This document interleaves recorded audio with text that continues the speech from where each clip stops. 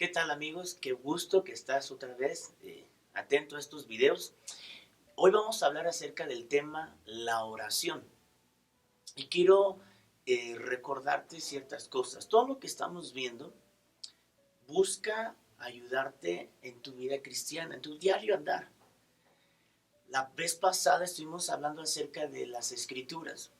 Y quiero solamente retomar esto. El Señor Jesús fue una persona que conoció las Escrituras y de hecho a su corta edad, él ya tenía un conocimiento tan profundo que hacía ciertas preguntas que a los líderes espirituales de ese tiempo los ponía aún a veces como así sorprendidos de cómo él a su edad ya era una persona que podía entender y conocer las Escrituras. Eso quiere decir que tú y yo también, en alguna manera, podemos siempre tener la gracia de Dios para comprender sus Escrituras. Ahora, en la oración, ¿qué podemos ver del Señor Jesús? Todos los evangelios, Mateo, Marcos, Lucas, Juan, nos enseñan y nos dejan ver que el Señor Jesús tenía una vida de oración. Voy a leerte algunos versículos para que tú puedas tener más claro esto. En Lucas capítulo 3, verso 21 al 22. Y aconteció que cuando todo el pueblo era bautizado, Jesús también fue bautizado. Y pon atención aquí. Y mientras él oraba, el cielo se abrió y el Espíritu Santo descendió sobre él. Lucas capítulo 5, versos 15 al 16.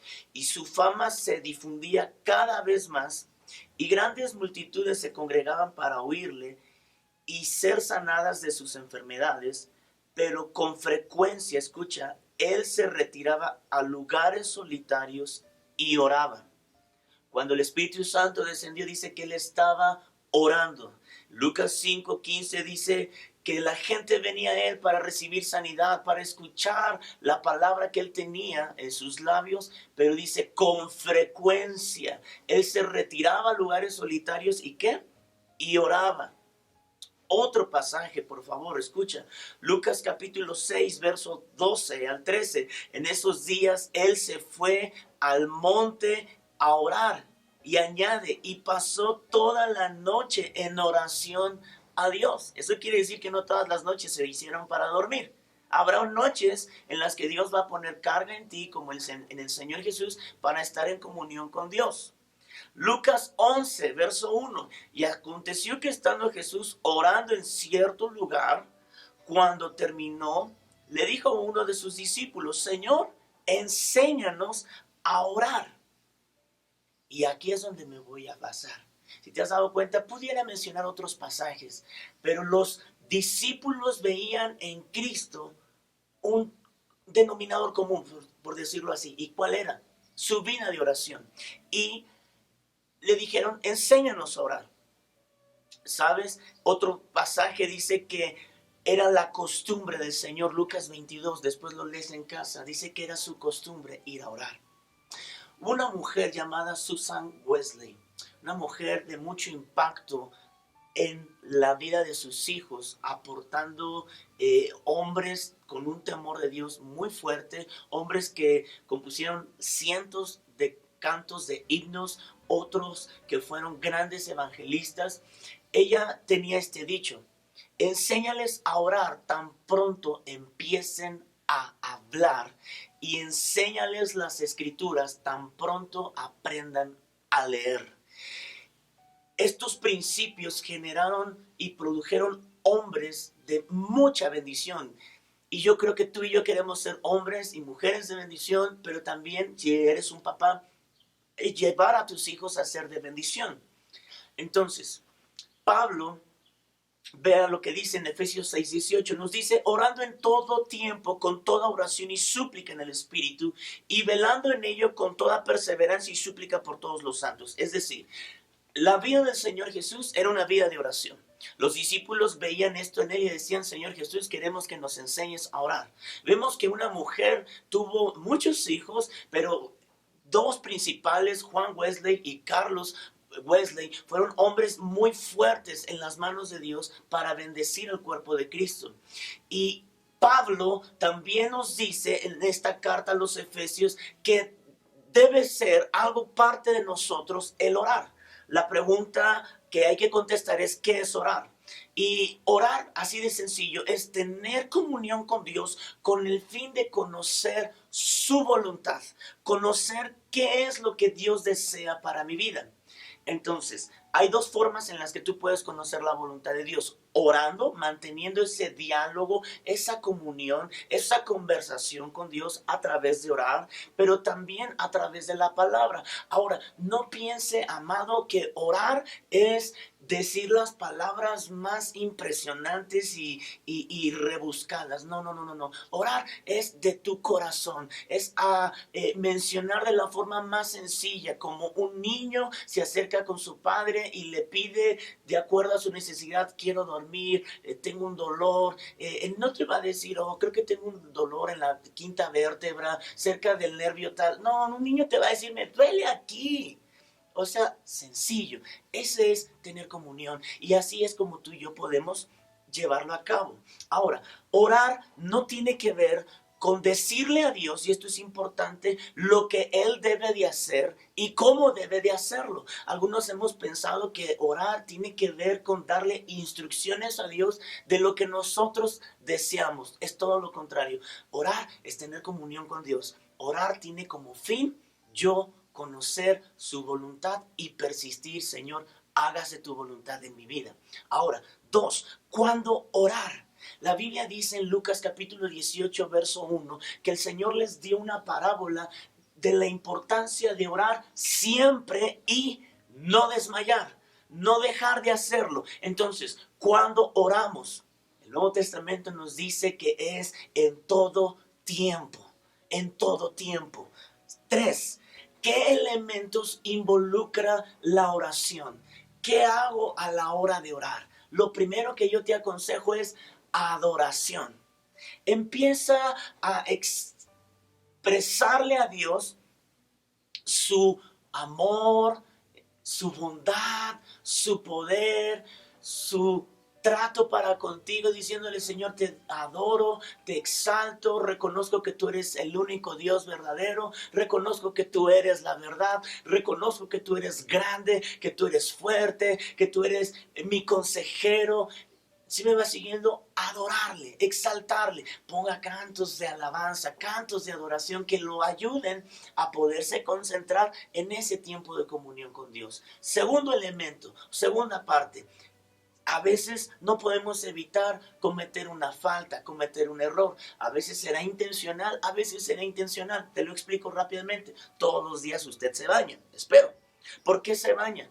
No porque usted o no porque todos seamos obreros o nos dediquemos a una zona de trabajo donde nos ensuciamos constantemente. No, no, no, no, no, no. Nos bañamos porque aunque algunos estamos en oficina, pero también llegamos a sudar, llegamos a ensuciarnos, no igual que otros, pero es parte de nuestra higiene. Lo vamos haciendo diario, ¿sabes? De la misma manera, a veces intencionalmente pecamos, otras veces por estar expuestos al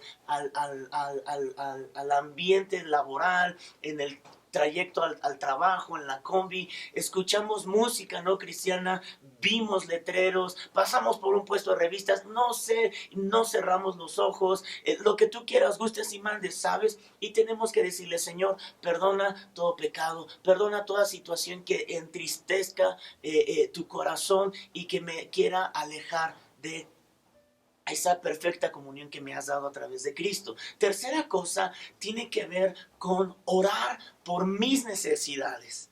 Orar por mis necesidades es decirle: Señor, yo creo que tú puedes ayudarme en mi trabajo, puedes ayudarme con mi familia, ¿sabes? Primer capítulo del libro de Job dice que este hombre todos los días oraba por su familia, él pedía por su familia y Dios había levantado un cerco sobre su casa, sobre su matrimonio, sobre sus hijos y aún sobre las cosas económicas que este hombre tenía. Era un hombre muy próspero, muy próspero. Entonces, orar por nuestras necesidades es bueno, claro que sí, pero también hay otro elemento, el cual es orar por las necesidades de otros. Podemos orar por algún familiar, podemos orar por algún conocido que no tiene trabajo. Eso se llama interceder, pedirle a Dios a favor de, pero eso voy a hacer otro video y voy a ser más amplio en esa parte.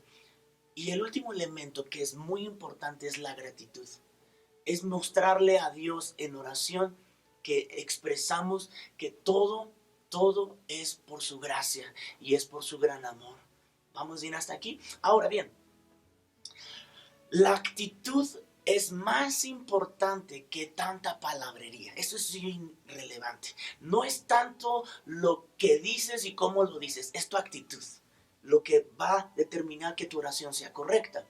Y dentro de esto hay unos elementos bien importantes. Pide con fe, no dudes.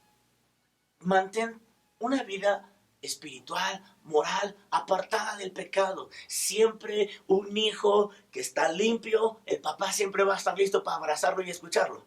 Cuando el hijo está así medio sucio, medio apestoso, no es que el papá ya no lo quiera, pero mejor que se vaya a echar la mano, producción, ¿me entienden? Ok, lo mismo sucede con nosotros, pecamos y no es que el padre ya no nos quiere escuchar, pero nuestra condición no es, ni nosotros nos sentimos con esa seguridad. Por eso, ten fe, mantente en pureza, en integridad. Tercero, a través de la palabra tú vas a descubrir lo que Dios desea como voluntad para tu vida y que tú puedes orar. ¿Cómo? Por ejemplo, Él quiere que tú seas sano, entonces puedo orar por sanidad en mi vida o en la vida de otro. Claro, ¿por qué? Porque esa es su voluntad. Entonces busca orar en armonía a la voluntad de Dios. La otra, ora con un corazón que está limpio de resentimientos, de amarguras, es decir, perdonador, para que cuando ores no tengan estorbo tus oraciones. La Biblia dice también en primera carta de Pedro que cuando hay problemas en el matrimonio y no hay una buena relación, dice que las oraciones de esas personas no llegan al cielo, porque Dios quiere que haya buena comunión aquí con nosotros.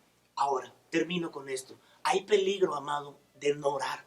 El primer peligro que yo veo es que nos volvemos orgullosos delante de Dios. Porque el orar es una cosa, es reconocer que yo dependo de su sabiduría y de su ayuda.